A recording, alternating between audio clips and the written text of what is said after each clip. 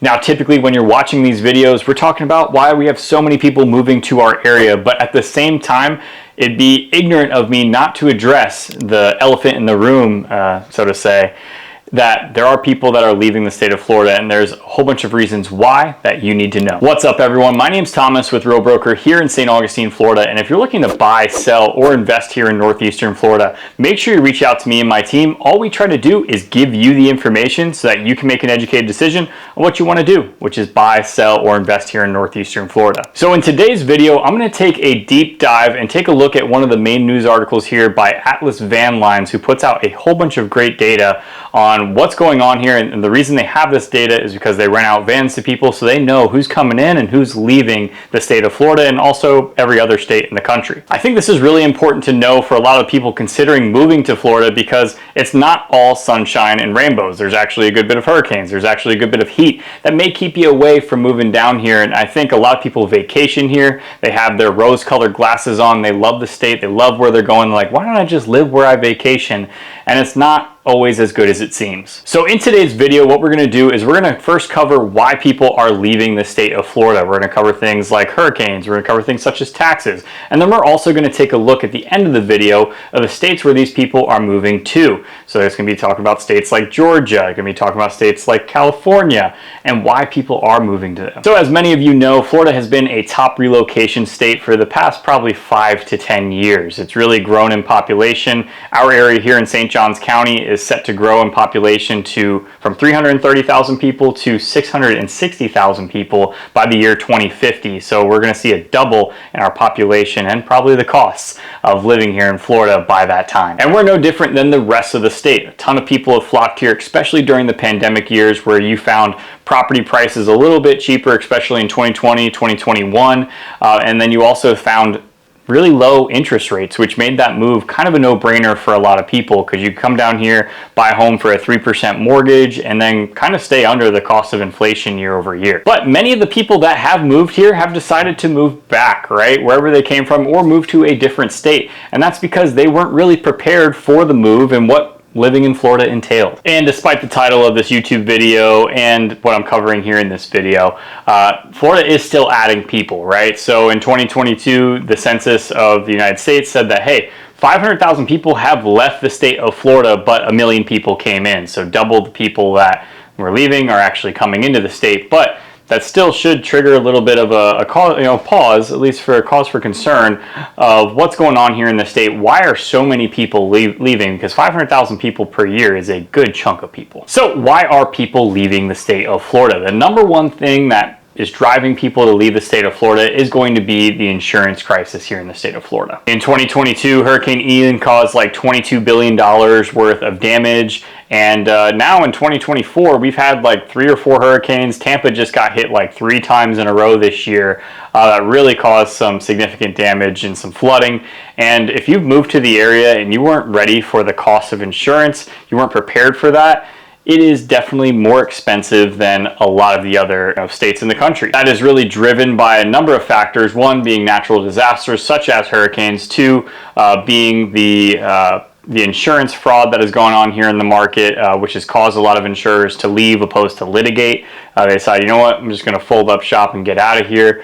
And 3, it's also car insurance as well. We actually have, amongst all the states in the country, we have the 3rd most expensive car insurance nationally. In 2023, on average, insurance premiums rose like 40 to 50%, and most insurance premiums across the state of Florida were around $6,000 per year. This is for homeowners insurance, and that's a staggering number especially when you compare that to the national average, where homeowners insurance is around $1,700 per year. Now, of course, there are a variety of factors that go into this. If you're buying a new construction home outside of flood zone AE, that's in flood zone X, where you're not required to have flood insurance, your homeowners insurance is actually pretty affordable. You're probably going to see something around $150 to $200 per month. But if you're on the water, if you have to add that flood insurance premium onto it, it's going to cost you a good chunk of change. Could be in the 10,000 plus range, depending on your home, the age of the home, the build of the home. There are a whole bunch of factors that go into it, including the elevation, and all of these things come out to a calculation that could be too unaffordable for you. Now, in terms of car insurance, our annual premiums are right around $2,900 for the year, whereas for the nation, it's going to be right around $2,000 for the year. So not a huge increase. Well, I guess it's almost a 30% increase, but when you're looking at the difference between $6,000 and $10,000 and the difference between $2,900 and $2,000, it doesn't seem as bad. And that's because here in the state of Florida, we have a whole bunch of uninsured motorists. For what reason, I don't know why or how people are getting away with that, but apparently we have a ton of uninsured motorists here in the state of Florida, which causes our insurance premiums to be more expensive for car insurance. And as I talked about earlier, a whole bunch of insurance companies have decided to leave the state. So a lot of the big box insurance companies that you're probably familiar with, already have a policy with, have really kind of folded up shop here in the state of Florida because it's just become too much of a hassle and too much of a risk for them. State-backed insurance company called Citizens Property Insurance,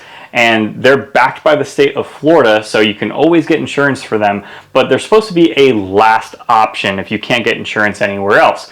But for many, it's becoming the only option, which has become a problem for a lot of people because there's no competition and the price is the price. The second reason that people are leaving the state of Florida is going to be an increase in natural disasters. Now, I'm originally from New York, lived in New Jersey, Pennsylvania, but I pretty much grew up here in St. Augustine, so I'm used to hurricanes, flooding, all that those natural disasters entail. But to say that it hasn't felt that it's gotten worse over the past 10 years would be an understatement.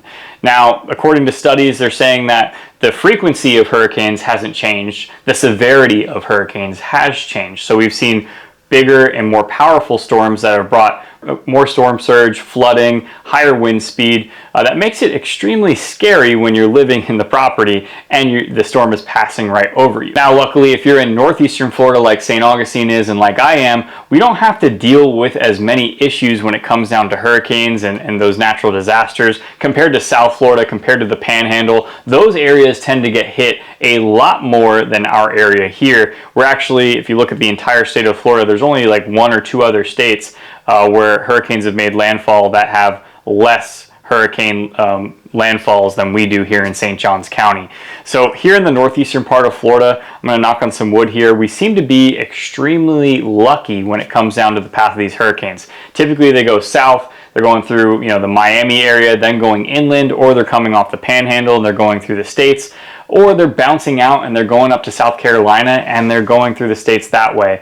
So we seem to get very lucky here in northeastern Florida. I'm not sure if that's the mix of like the cooler air that we have here. Really the rest of Florida, further south, about an hour or so, it really starts to get more tropical, so you don't get the coolness of the weather, especially during the winter like we do here.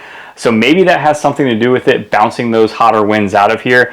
But either way, that is a big problem for the entire state of Florida. According to recent research, major hurricanes, which is going to be any hurricane above Category 3, so Category 3, 4, or 5, they've actually doubled since the 1980s. And here in Florida, typically, if a Category 3 is coming our way, if it's a direct hit, in my area, it doesn't happen too much, but if it were to happen, we're going to be a little bit worried. But if it's a Category 1 or 2 storm, that's really just like, hey, it's almost like a snow day as it would be up north. Hey, stay at home, relax, maybe the power might go out, watch a movie or something. It's kind of an off day for a lot of people. Once it gets above a Category 3, that's really where you start to get a little bit worried, especially if you're in the direct path of the hurricane, because not only are you going to get high winds, but you're also going to get a whole bunch of rain and potential flooding in your area. So not only is this scary, right? If you've never been in a hurricane, that is very scary whenever you have a large hurricane coming right over your house. High winds, you can hear it beating up your house, you can hear the limbs falling on your roof. Not only is it scary, but it can also cost you a ton of money, a ton of hassle when you have to go to these insurance companies, put a claim forward, and deal with that throughout the process. So you're trying to fix your home and then another hurricane comes by, just like what happened in Tampa here this year. So that's probably one of the major reasons, if not the biggest reason, people move to the state of Florida and then move away, is because they've never experienced hurricanes, they don't know what it's like, and then when they actually get a taste of what that is, they're like, yeah, this isn't for me. Not to mention, the scarier thing is when the hurricanes happen and then there's tornadoes that spur off the hurricanes. To me, as someone who's lived in Florida for a long time, hurricanes don't bother me too much. The tornadoes seem a lot more unpredictable. You're not aware of them until they happen, whereas hurricanes, you're tracking them normally like a week out before they make landfall. So you have a good idea of where it's going to happen. You can plan a little bit more to either leave or hunker down or whatever you got to do. You can make a little bit more plans when it comes down to hurricanes, whereas tornadoes are just unpredictable. The third reason that people are leaving the state of Florida is going to be the housing costs and property taxes. Now, since I've been alive, up to like 5 years ago, the state of Florida has always been considered like, hey, I'm going to go buy a property down there. Everything's cheap and it's not going to be bad. My taxes will be nothing. Well, property taxes are actually cheap comparatively to the rest of the country. But when you look at the cost of the housing now and the property taxes involved, it does get expensive. Now, typically here in the state of Florida, you're going to see somewhere between a 1% to a 1.5% property tax rate. So if your home is worth $1 million, you're going to pay somewhere between $10,000 and $15,000 in your property tax. And that's why property taxes have gotten more expensive. It's not because the taxes have changed, it's because of the value of the home has changed.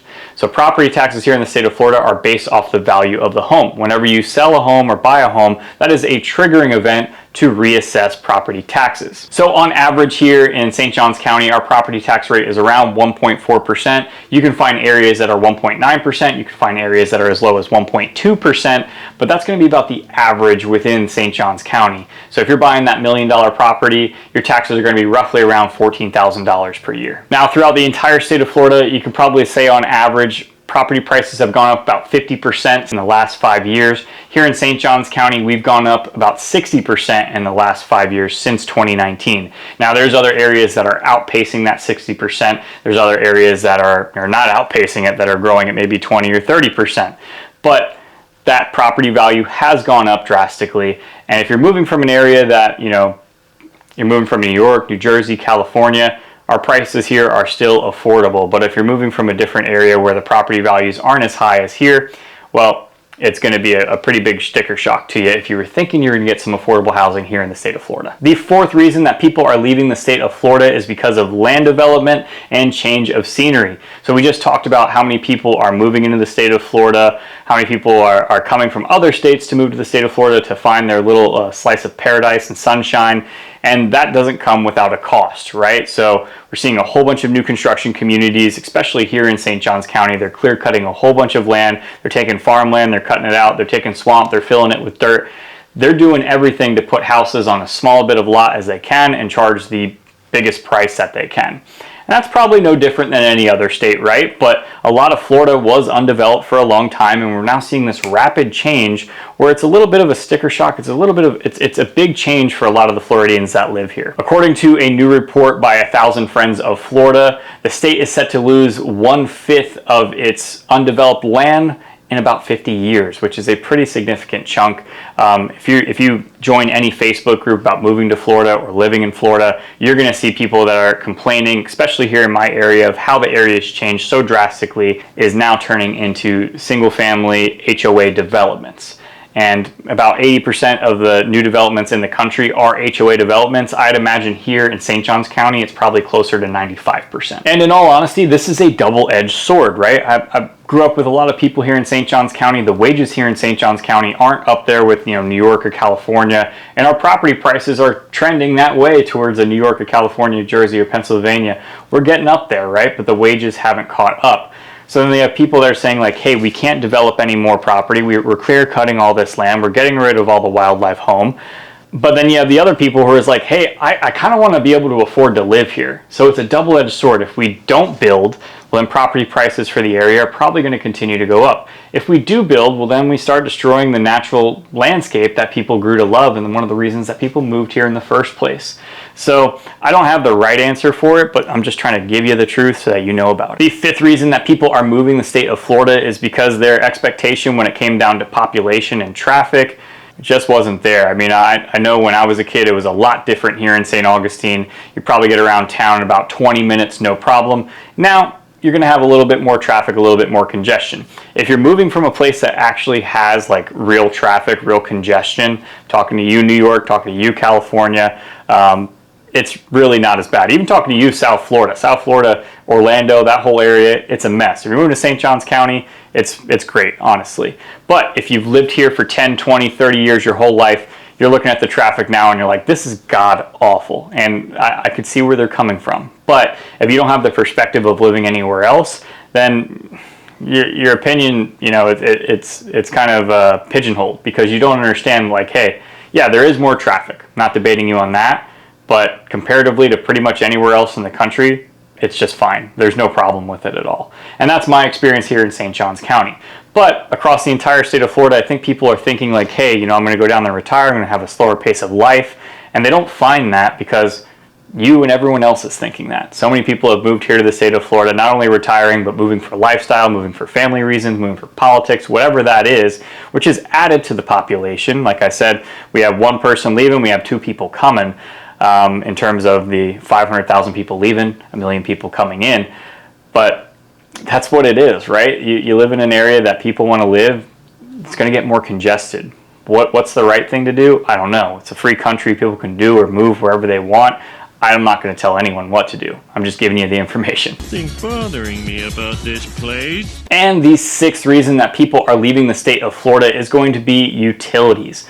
Now, it's not saying that electrical rates have gone up significantly. They have gone up slightly, but we all know that the climate is constantly changing, and it always will constantly change. We seem to be going through a global warming period as of right now. So that means that it's getting hotter, in the dog days of summer or even in the dog-ear days of summer, because it does get hot. And especially here in northeastern Florida, we have June, July, August. You're going to see temperatures between the 85 and 95 degree range, 100% humidity, where you go outside and it feels like you have a wet blanket on that's all heat.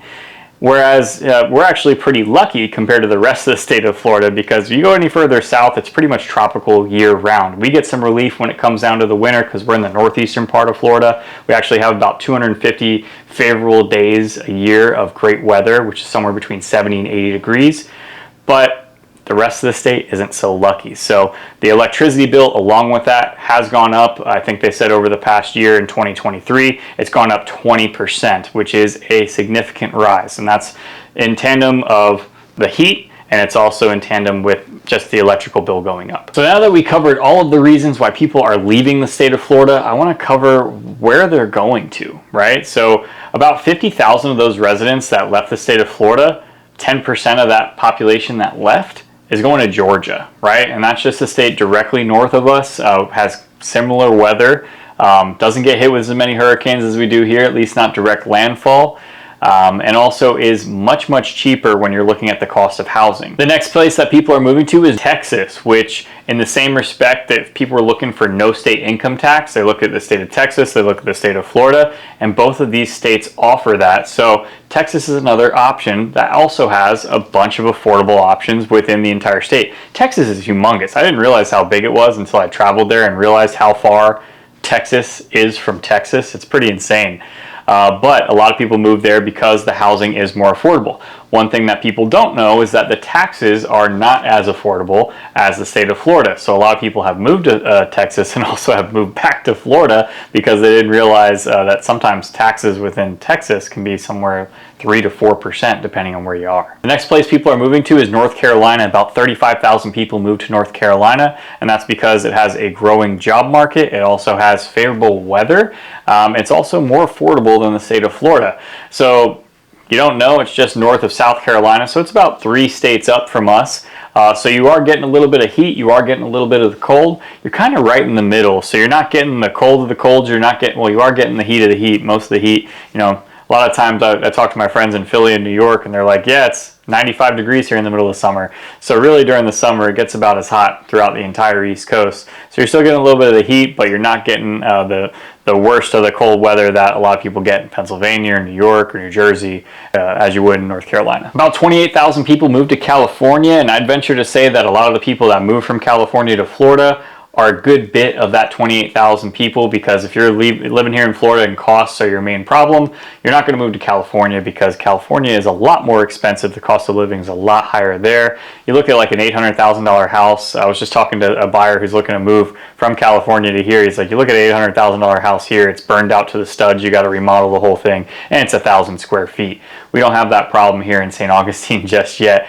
But the cost of living in California is much higher, and that's for a reason, right? There's a huge economy in California. It's also beautiful. The weather year-round is pretty good amongst the entire state of California. So that's a big portion of that population moving to Cali. And the fifth state that people are moving to is going to be Tennessee. Now, very similar to Texas and the state of Florida, it doesn't have a state income tax. So people are moving that direction, and it's starting to grow. I mean, a lot of people from Tennessee probably aren't liking it. A lot of like the locals here don't like that, the growth of people moving into town.